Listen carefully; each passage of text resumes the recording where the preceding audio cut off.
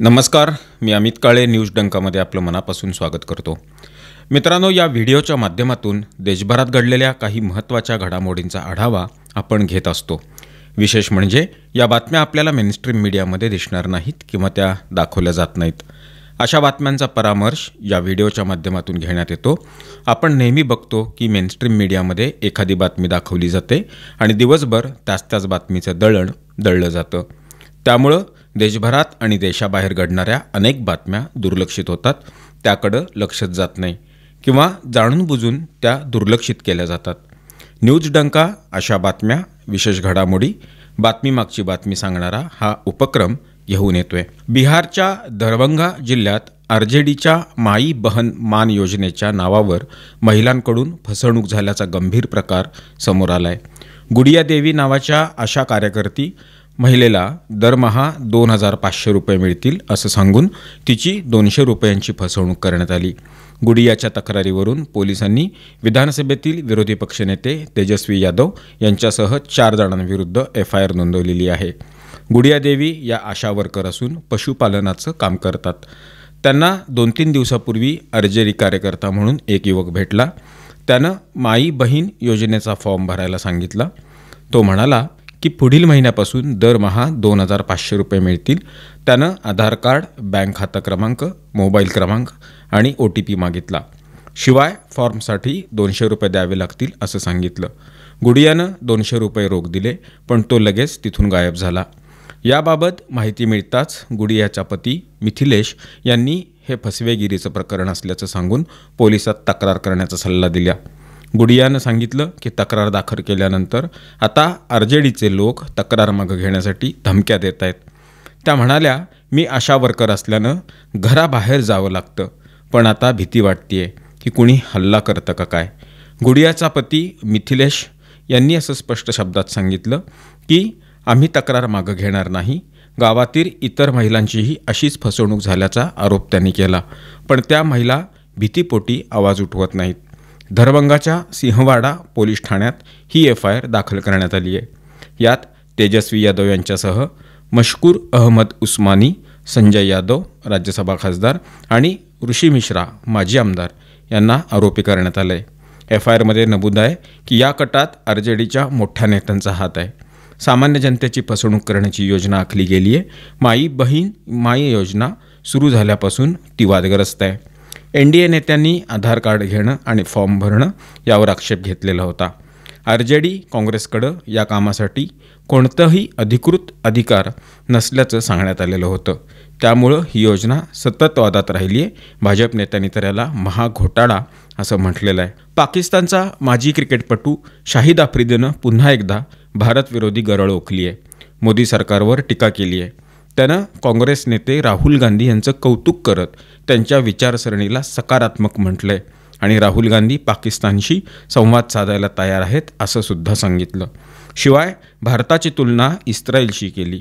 पाकिस्तानी माध्यमांना दिलेल्या मुलाखतीत आफ्रिदी म्हणाला, जर तुम्ही राहुल गांधींना पाहिलं तर ते खूप सकारात्मक विचारांची व्यक्ती आहे, ते संवाद पुढे न्यावा असं मानतात। आफ्रिदीनं पुढे मोदी सरकारवर हल्ला चढवला।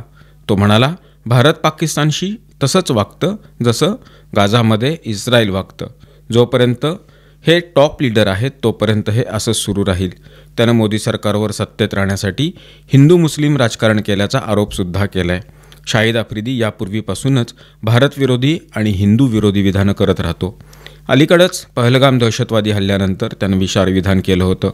भारत स्वतःच आपल्या लोकांना मारतो, त्याच्या या वक्तव्यानंतर सोशल मीडियावर त्याला जोरदार सुनावलं गेलेलं होतं। शाहिद आफ्रिदी नेहमी इस्लाम कट्टरपंथी विचारांचा प्रचार करत आलेला आहे। तो अनेकदा बहिणींना इस्लामी कायद्याच्या मार्गाने चाललं पाहिजे असं सांगतो। एकदा आफ्रिदीची मुलगी भारतातील TV मालिका बघत होती। त्यात हिंदू आरतीचा प्रसंग पाहून तिनंही आरतीसारखे हात फिरवले। हे पाहताच कट्टर इस्लामी विचारांचा आफ्रिदी चिडला आणि त्यानं त्याचा TV फोडून टाकलेला होता। आसाम पोलिसांनी जास्त संपत्ती बाळगल्याच्या आरोपावरून आसाम सिव्हिल सर्व्हिस अधिकारी नुपूर बोरा यांना अटक केली आहे।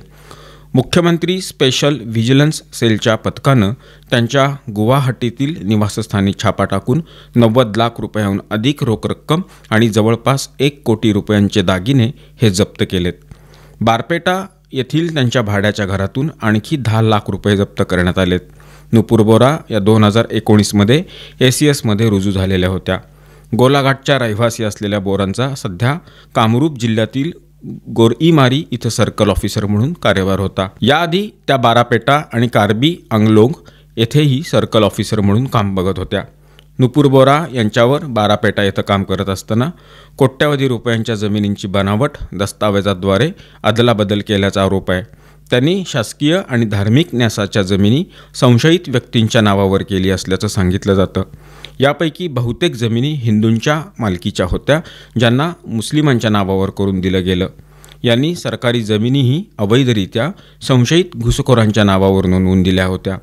तसंच बोरा यांचे बारपेटा आणि गोलाघाट इथं अनेक बँक लॉकर असल्याचं समोर आलेलं असून त्याचीही तपासणी सुरू झालेली आहे.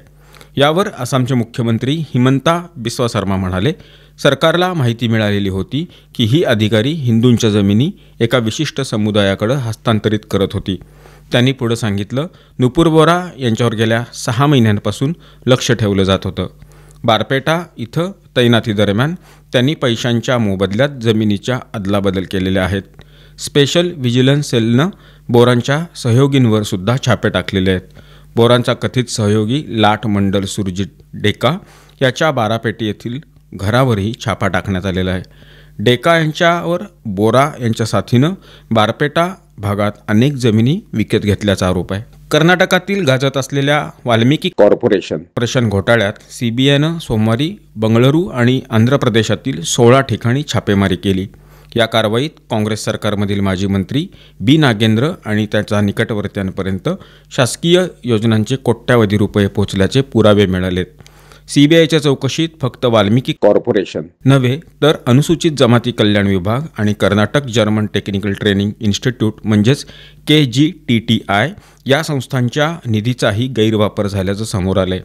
अनुसूचित जाती कल्याण विभागाकडून 2.17 कोटी रुपये बँक ऑफ बडोदा सिद्धय्या रोड शाखेतून काढण्यात आलेले.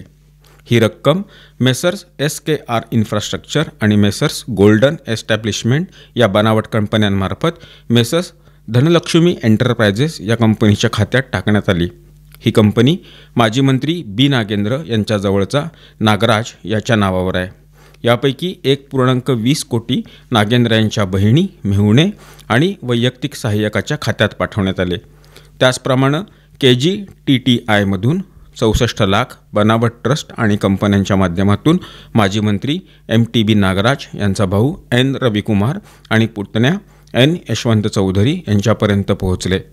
कर्नाटक हायकोर्टानं CBIला या सर्व आरोपांची चौकशी करण्याची परवानगी दिली असून कोर्टानं स्पष्ट केलं की शासकीय योजनांचा पैसा वैयक्तिक फायद्यासाठी वापरणाऱ्यांना सोडलं जाणार नाही. हा घोटाळा 2024मध्ये उघडकीस आला. युनियन बँक ऑफ इंडियाच्या DGMनी तक्रार दाखल केलेली होती. फेब्रुवारी 2024 ते मे 2024 दरम्यान जवळपास 84.63 कोटी फसवणुकीच्या मार्गानं ट्रान्स्फर करून गायब करण्यात आले. या तक्रारीनंतर 3 जून 2024 रोजी CBIनं तपास सुरू केला. नोव्हेंबर 2024मध्ये भाजप आमदार बसनगौडा पाटील यांनी कर्नाटक हायकोर्टात रिट याचिका दाखल करून मागणी केलेली होती की CBIनं या प्रकरणाचा अंतिम रिपोर्ट कोर्टात सादर करावा. तसंच तपासादरम्यान स्टेटस रिपोर्टही कोर्टात जमा करावा. तेव्हापासून हायकोर्ट या सर्व प्रकरणावर लक्ष ठेवून आहे. मित्रांनो, या व्हिडिओच्या माध्यमातून मांडलेले विषय आपल्याला कसे वाटले याबद्दलची आपली मतं काय आहेत, आपल्या प्रतिक्रिया काय आहेत त्या कमेंट बॉक्समध्ये नोंदवून जरूर कळवा. व्हिडिओ आवडला असल्यास तो लाईक करा, जास्तीत जास्त लोकांच्यापर्यंत शेअर करा आणि आमचं चॅनल आठवणीनं सबस्क्राईब करायला विसरू नका. धन्यवाद आणि नमस्कार.